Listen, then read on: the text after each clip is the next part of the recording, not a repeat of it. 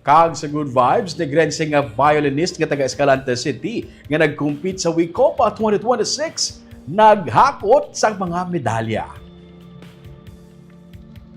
Si LJ Kevin Libunaw sa barangay Hunub-Hunub, Escalante City, Negros Occidental, ang nagaisahanon nga pambato sa Pilipinas nga taga Negros para sa World Championship of Performing Arts o WCOPA ang naghakot sa mga medalya sa Westgate Las Vegas Resort and Casino. Sa instrumental categories, nakakuha siya ng gold medal para sa classical category, silver sa jazz category, isa pa gid ka silver sa open category kag bronze sa contemporary category. Personal nga gingastuhan ni LJ ang pag-compete sa US. Sang 2013, nagmatumato lang siya tuon mag-violin tubtub nangin isa ka in-demand nga violinist para sa mga weddings diri sa Negros. Ginpursige niya nga makakompete para ma-prove sa iya kaugalingon nga may sarang siya malabot, pinagi sa iya nga talent.